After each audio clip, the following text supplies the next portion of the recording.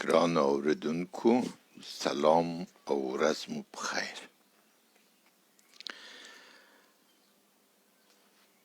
نن غواړم چې د یو بلې واقعې یا د یو بل حقیقت څرګندونه وکړم چې د اسلام په پیدایښت او انکشاف کې مهم رول لري. کله چې د موږ خوږ پیغمبر په مکه کې خو 14 کاله کې څوک پیدا نه کړل او هلته چا د خبرې ته غوږ ونه نیولو، یا به ساحر یا به شاعر یا به کاهن یا لیونی بالا چاره ونه شوله. هغه و چې مدینې ته وتښتېدلو. په مدینه کې خو یې نفر درلودل، د اوس د خزرج قبیله یو څه خلک ورسره ملګري وو. نو دلته یې کوشش وکړلو چې هغه د دوستۍ او د رفاقت او د رحم آیې او رقم ته تغییر ورکړي. نور نو په هغو څه کار نه کېده. نو هغه و چې د لار وهونکو، غلو او قاتلانو په وحدت یې شروع وکړله. پس د بدر له جګړې او د هغو له ګټلو وروسته یې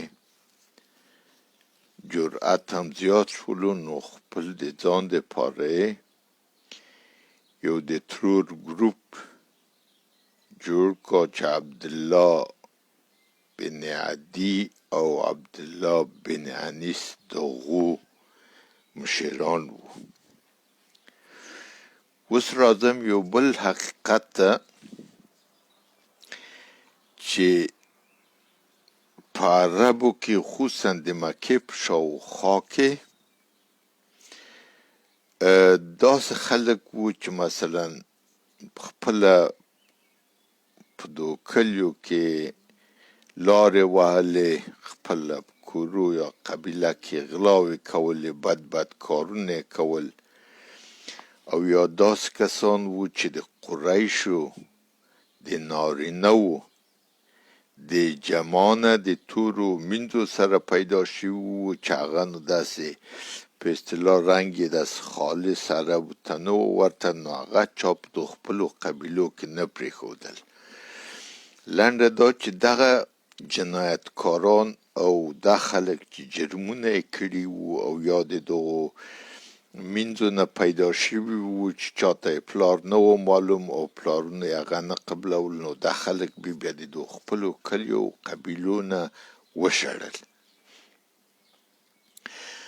او دا خلک د الصعالق په نامه یادېدل. الصعالق چې اصلا مو خپل وطن کې داسې ساده اصطلاح ورته لرو چې داسې بې پدر بې مادر لوچک او خوشي خلک وو.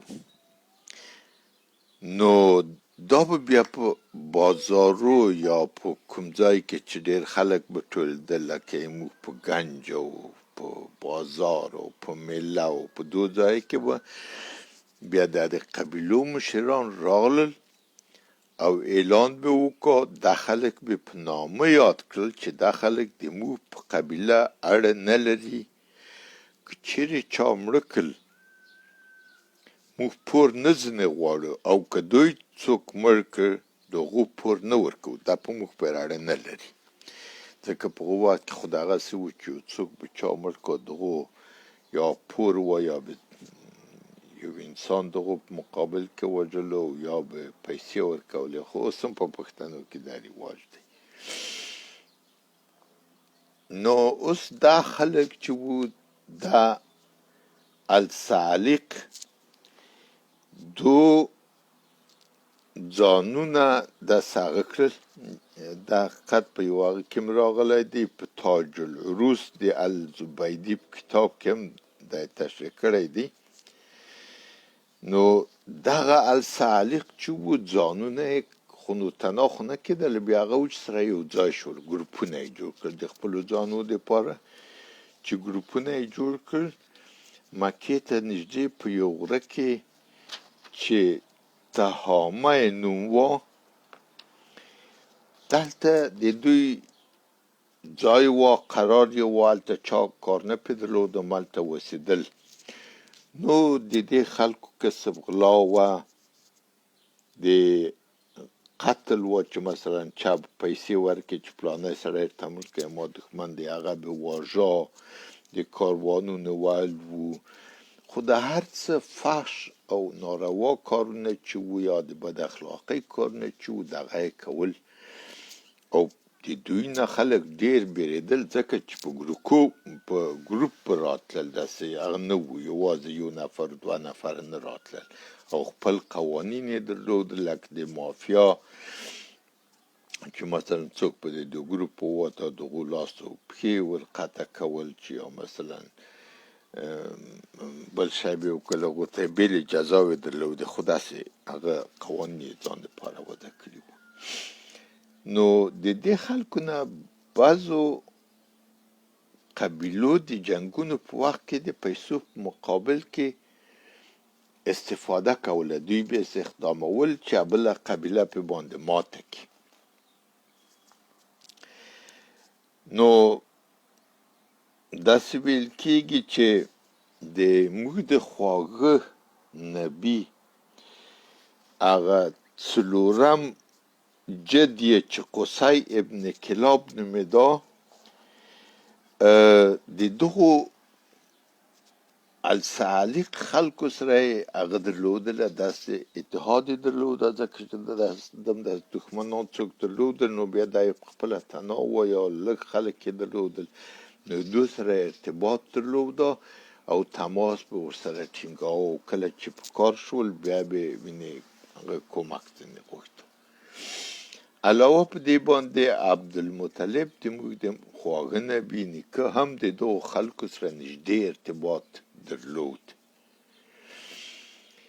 نو بیا د ده نه چې هغه دی چې نه وه، بیا د هغه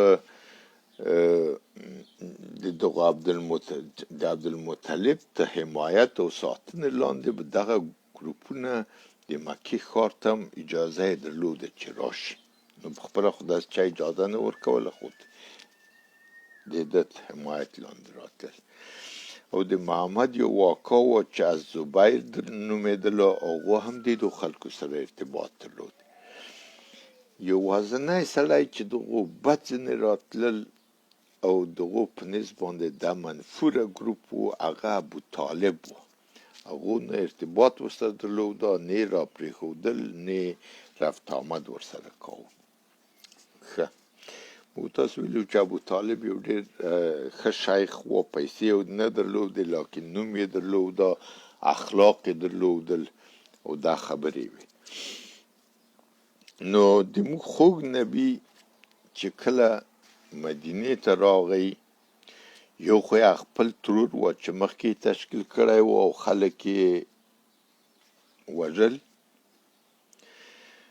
او بل نو دغو خلکو ته یې هغه یو پیشنهاد راولېږو، د الصالح ته ارتباط یې ورسره برقرار کړ، ورته ویې ویلې چې هغه دي چې که چیرې تاسې اسلام قبول کړئ، نو هر څه چې مې کړي د هغو نه آزاد یاستئ، یعنې هغه جرمونه چې مې کړي د هغه آزاد یې تاسې.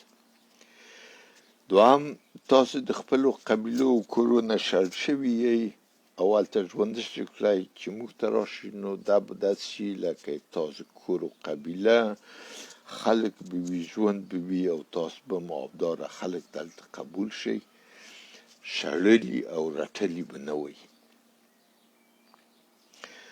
او بل به هغه قتلونه چې مو کړي دي هغه به هم در وبخښل شي، او څوک پور او فدیه نشي درڅخه غوښتلی. د دې نه علاوه هغه اموال او پیسې چې غلا کړي مو دي په زور مو اخیستي د خلکو نه هغه خپله تاسې دي. دا وینې دغه حقایق ټول په الطبقات د ابن سعد کې په اول فصل کې 241 صفحه کې راغلي دي، که په اول کتاب 241 صفحه کې راغلي دي. نو په دغو دعوت سره دا خو ډېر په اصطلاح یو هغه دعوت وی، یو ښه دعوت وی، خلکو دپاره هر څه چې دوی غوښتل هغه یې په لاس راوړلی شوی. نو نه تنها دغه د السالق ګروپ بلکې یو قبیله چې د غفار په نامه نومېدله، دغو کسب و کارم دغه غلا، چور، شبیه خون، د کاروانونو ویل، د بسته قبیله هم ورغلله چې په دې باره کې بیا خبر نور هم دلچسپه کېږي. نو هغه و چې د هغه د یوه په ځای باندې دوه ګروپونه ول، یوه بسته قبیله ورغله او یو دغه ګروپ، او د آس او د خزرج د قبیلو سره چې پخوا یې ملګري وو، دا د اوس د غفار قبیله او دغه السالق اضافه ډېر ښه ملګري پیدا کړل. د دغو غفار د قبیلې چې تنها جرم د دوی وظیفه وه، نور خو کار څه شی نه درلودل، د دو مشر ابوذر غفاري وه، ابوذر غفاري. نو اوس باید د یوې تفسیر حق ما ته راکړئ، ځکه چې دا ډېر دلچسپه دی. د حضرت محمد مصطفی صلی الله علیه و آله وسلم په وخت کې قرآن وجود نه درلودی، نه د قرآن په نامه کوم کتاب وجود درلودی. دا خو هغه آیتونه وو چې ده به تیت و پرک د هرې خوا راټول کړل، یا به خپله ویل چې هغه د عبدالله ابن سعد بن سرح قصه مې درته وکړه چې هغه د یو آیت قسمت کې چې په شکي شو چې دا نه وحی ده نه د خدای تعالی کلام دی، ځانه یې جوړوي، چې هغه بیا ولاړ وتښتېده. خو خیر د خپل هغه ته دوام ورکړو، خپلې سلسلې ته. نو مګر د ده په وخت کې قرآن په نامه نه کتاب و نه څه وجود درلودی، یو تیت و پرک آیتونه و، 240 کاتبان و، هر یو شی لیکلي و، ځان سره یې ساتلي و. او یو وخت یو چا پوښتنه وکړه چې محمده ته ولې دغه آیتونه نه راټولوي؟ ده به دغه د اشارې او د منځ ګوته ورته پورته کړه او ورته وویل چې دغه د ما مرګ او قیامت دومره یو د بل سره لرې دي، یعنې چې زه مړ شم قیامت کیستی، قرآن بران ته هغه احتیاج نشته، دا یې معنا وه، دا یې د دلیل و. نو خدای مړ شو، قیامت نه شو. د ابوبکر صدیق په وخت کې هیڅ شی نه وو. حضرت عمر او ابوبکر صدیق دا ټول حیران شول چې اوس موږ څنګه وکړو، خلک هم ټول لاړ مرتد شول، قبیلو ځان بیل کا. نه هغه و چې یو څه آیتونه یې راټول کړل، هغه ډېر لږ و، زیات هم نه وو. نو ویل چې دو ته یې څه شي نوم ورکړو، څه شي نوم پرې کېږدو. نو بیا ابوبکر صدیق پیشنهاد وکړ چې ته موږ نه مخکې انجیل او تورات راغلي وو، موږ به دا هغه کړو بین الصفحین، یعنی یو کتاب د دو نورو دوو کتابو په مابین کې. نو دو ته یې بین الصفحین ووایه. بیا نه ابوبکر صدیق چې 2 کاله څو میاشتې و، هغه چې ولاړه په جنګو کې عمر تیر شو. د عمر په وخت کې فتوحات زیات شول، غټه امپراتوري جوړه شوله، او عمر اعلان، خو دا قصه بیا اوږدې وریکې که زه به لنډه وکړم. د عمر په وخت کې ډېر آیاتونه راټول شول، کتاب غټ شو. نو یې وویل چې اوس بیا څه ورته ووایو، اوس خو نو بین الصفحین خو نو نه کېږي. بیا نه هغه و چې عبدالله ابن مسعود چې هغه پخپله یو هغه درلود، یو قرآن درلود، هغه وویل چې زه په حبشه کې وم، عیسویان یو کتاب درلود چې هغو ته یې صحف ویل، صحف. نو په دو کتاب باندې د قرآن کتاب باندې مصحف نوم کېښود، مصحف، چې تر اوسه لا کله کله یادي. دغه مصحف یې بیا د عمر مصحف یې دا یې بیا خپلې لور حفصې ته ورکړو چې هغه د محمد ښځه وه. دا وجود درلودی، موجود و او معتبر هم و. نو کله چې عمر ملکی د عثمان په وخت کې بیا د قرآن په مختلفو نسخو او دغه مختلفو رقمو باندې جنجال هم پیدا کی. خلک عثمان ته راځي دغه ابو حذیفه په نامه باندې یو سړی رادرومي، قومندان د قطعات هم ورته وایي چې مسلمانان یو د بل سره د قرآن په هغه باندې په صحت او په غلطۍ باندې یو بل سره وژني، باید یو کار وشي چې هغه شي چې د دوه غمه خلاص شو. نو بیا عثمان یو کمیټه راټولوي چې د قرآن آیتونه راټول کی او سره جمع کی او برابر کی. نو اوس هغه نقطې ته راځم، په دغه کمیټه کې د ابوذر غفاري هم شامل دی چې پخوا د قبیلې چې د قتلونه او جنګونه او غلې کولې د دو مشر و. دا نو بیا د موږ د قرآن د تصنیف په کمیسیون کې شامل دی. دا نورې بیا تاسو په خپله ګز کړئ چې څنګه معامله شوه. خیر زه دلته بس هم ځکه بیا قصه اوږدېږي که نه. نو دغه هغه چې شو د السلیقو د غفار قبیله چې ورغله د خزرج د آس را یو ځای شول، دا نو اوس نو ښه پوره ګلالی هغه ځینې جوړ شو، په اصطلاح سم فرقه ځینې جوړه شوله او دا ټول هم د جرمونو متخصصین دي چې کاروانونه به ویل، غلاوې به کړلې، لارې به نیولې، په کلیو باندې به شبې خوند وایه، دا ټولې خبرې وي. نو په مدینه کې د موږ خواږه نبي دا ټول ګروپونه ښه منظم کړل او په دستور المدینه کې چې 40 پاراګرافه هم درلودل، د هغه یو انتظام یې جوړ کړ چې په هغو کې د مسلمانانو په نامه ډېر حقونه ورته ومنل. نو د موږ خواږه پیغمبر هم د دغو السلیق نه د دغو د دستورونه بعض شیان زده کړل. مثلا دا د لاس غوڅول چې څوک غلا وکړي، په هغو کې خو بیا داسې رواج و چې څوک د ګروپ په وتلو بیا یې هغه لاس و پښې قطع کول. د موږ خواږه پیغمبر خو نو چې څوک مرتد شي هغه باید مړ شي، دا هم دغونه زده کړي دي. نو دا بیا نو وینې د قرآن آیې شولې چې هغه دغونه زه اوس ځمه د خپل بحث ته، او دغه ناڅاپي د برق په شان تیزې حملې په کلیو، په کاروانونو او په افراد باندې هم د دغو السلیق نه زده کړلې.